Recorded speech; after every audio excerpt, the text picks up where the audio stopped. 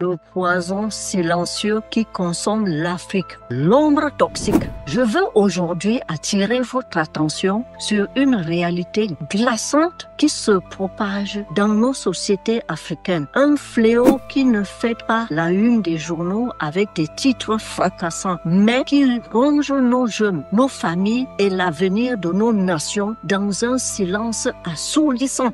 Il s'agit de ce que l'on nomme par un cruel euphémisme du whisky ou d'autres alcools, mais derrière ces noms anglophones aux allures sophistiquées, aux étiquettes joliment dessinées et aux logos dorés se cache une horreur chimique. On y trouve du méthanol, un alcool industriel, des produits de fermentation illégaux, des colorants cancérigènes et parfois même des résidus chimiques de laboratoire ou de carburant. Ce n'est pas une boisson, c'est un cocktail mortel vendu à un prix dérisoire, à peine 100 francs CFA. Pourquoi est-ce si dangereux? Parce que ce poison ne se contente pas d'enivrer, il attaque l'intégralité du corps humain lentement et silencieusement. Il s'infiltre, détruit et ne laisse que des ruines, à savoir le cerveau est saccagé. C'est la porte ouverte à la perte de mémoire, à la folie précoce, à des délires qui brisent l'esprit. Le foie est anéanti. On parle de cirrhose éclair, de cancer foudroyant,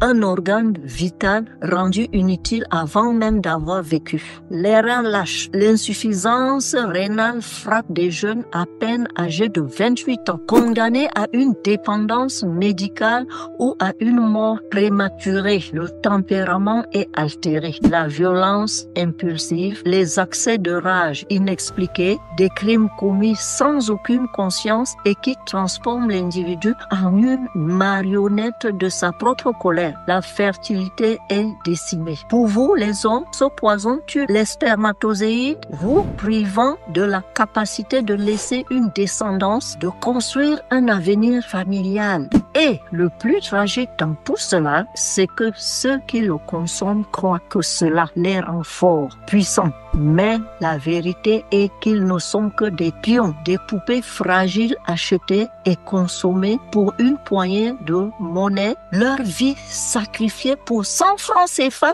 D'où vient cette saloperie? Excusez-moi pour le mot, N'allons pas chercher loin, en Europe ou ailleurs. Non, ces poisons produits ici, dans nos pays africains, souvent dans des entrepôts insalubres par des entreprises locales et étrangères sans foi ni loi. Elles fabriquent la mort, puis l'habillent de séduisantes étiquettes et de publicités aguicheuses pour vendre à nos jeunes. Malgré les interdictions officielles dans plusieurs pays africains, ces produits circulent toujours comme des fantômes silencieux dans nos rues, nos marchés, nos foyers. Les conséquences sont devant nos yeux partout. Un peuple zombie, des jeunes errants et parlant seuls dans la rue, des crimes commis sans souvenir ni remords, des AVC foudroyants à 30 ans, des reins détruits à 25 ans, des batailles insensées dans les ghettos, ces overdoses en série. Mais le plus grand silence